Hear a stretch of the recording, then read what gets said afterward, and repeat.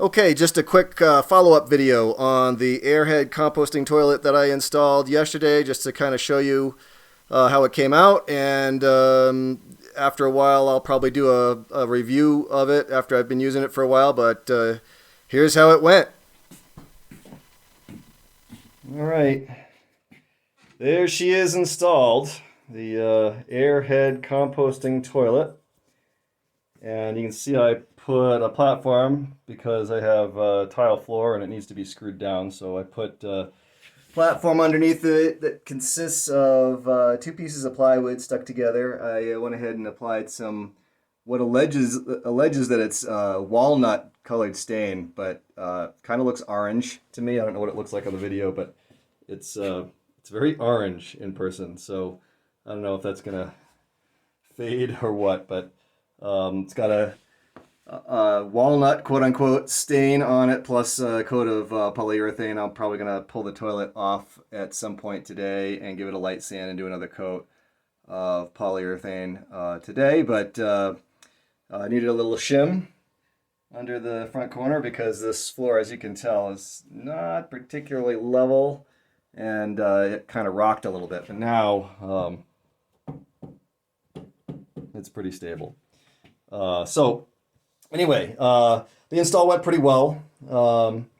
It did have, on the old toilet, had from this point up here, and a pipe coming down. So you can see now that they've got their model here, this little fixture that I applied to the ceiling, and the fan is actually in there. So it's much quieter in here with the fan concealed in that little shroud, then the pipe comes down and goes into the side of the toilet. Now it has this little guy here that allows you to separate the pipe so that when I'm ready to empty it, I can just separate it right there, and I can take it apart and take it outside, or just take the whole thing outside and take it apart. Like I said, it went pretty well. I had to extend the pipe. It comes with only about 5 foot long piece of this gray pipe here, so I had to add probably about 4 or 5 feet of this white pipe into it in order to reach all the way up to the ceiling to get out the original vent pipe for the composting toilet that was here before. I cut a little square piece of plywood to attach to the ceiling. I'm going to go ahead and paint that white at some point, but I don't have any white paint right now, so I didn't paint it.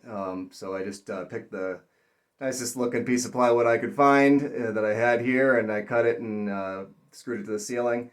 And I will paint that later. Also, you might notice I got this wire hanging here. Now that is actually coming from the 24 volt DC circuit in the house. This is a 12 volt fan, however, in there. So I have, and you can't see it, but it's down here and in this little electrical taped up thing here, a little dust sticking to it. There's a little power supply in there that it's a step down converter so that it'll go from the 24 volts down to the 12 volts that the fan requires. I think I paid like $3 for that on eBay, and it's adjustable, so I just adjusted it down to 12 volts and put it in line so that will run that fan okay. And then it's tapped off of the line that actually goes to the pump on the other side of this wall in the water cabinet. So eventually what I will do, I don't know if I'll do it today or just later, I'm going to run that wire up and out through the grommet that the wire for the UV system goes out from, or comes out from, so that I don't have this wire hanging here. But at any rate, it is installed. You can see this guy over here comes with a cover that you can put on the solids container. That if you're going to take it and dump it, you can have a cover on it. I don't think is really necessary, but comes with that.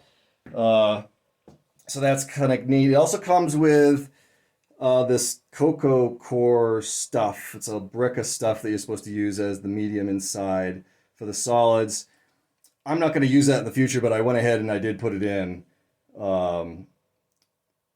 since it came for free. So I'm going to go back to using sawdust once that's gone. So because I can get the sawdust almost for free down at the sawmill down the street. So no reason to spend, in my opinion, no reason to spend any money on the medium in the toilet. It's not necessary to have some fancy medium in there. So I'm gonna go with sawdust after that's gone, but I did go ahead and use that.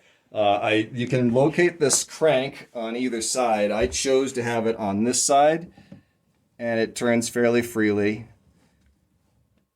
And it's on there with this little clip, slides on over that shaft.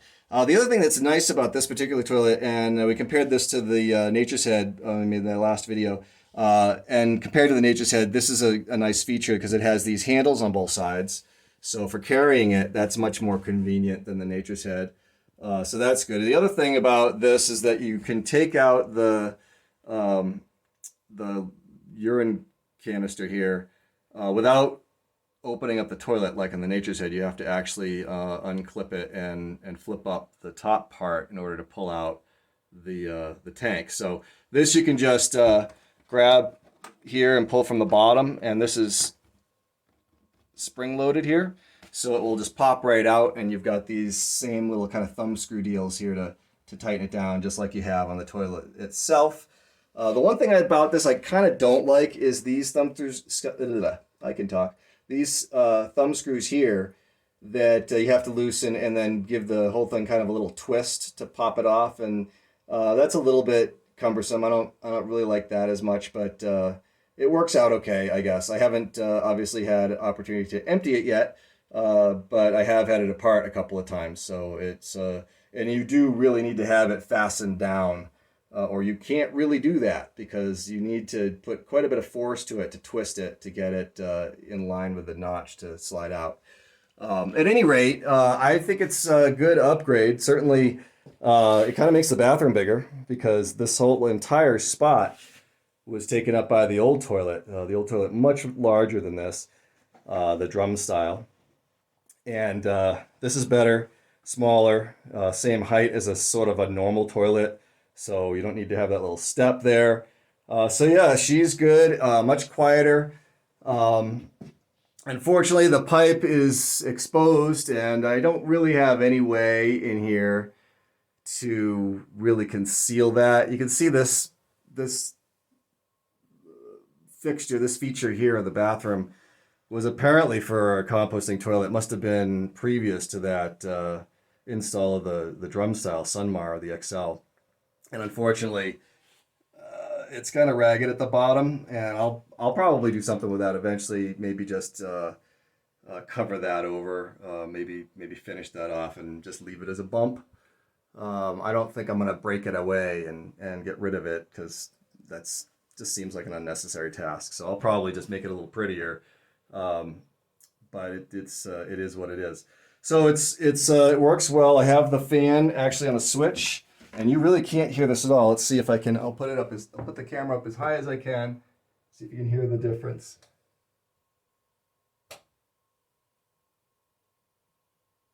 That's off.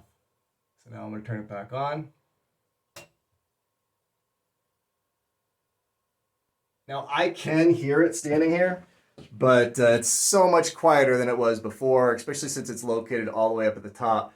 And what I did is I just cut the PVC pipe flush with the sheetrock on the ceiling there, and then I let it rest right on the top of the plywood. The hole through the plywood is slightly smaller than the PVC, so I let it rest right on the plywood, and then I used some bathroom caulking to just seal it to the plywood, so it makes a good seal there.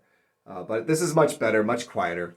And then the wire runs on the back side of that hose. You can see the little pieces of electrical tape I used to secure it to the pipe. And again, when I bring the wire up out of that grommet over there, it's just going to go, up from there, and it'll still have the little electrical tape holding it to the pipe, but it won't have any wire down the rest of the way. So I'll get rid of that dangling wire at some point, but I didn't think it was all that necessary to get the toilet working. And once you start taking your toilet out, you kind of have to keep going. So I had to get the toilet installed yesterday so that I would have a toilet.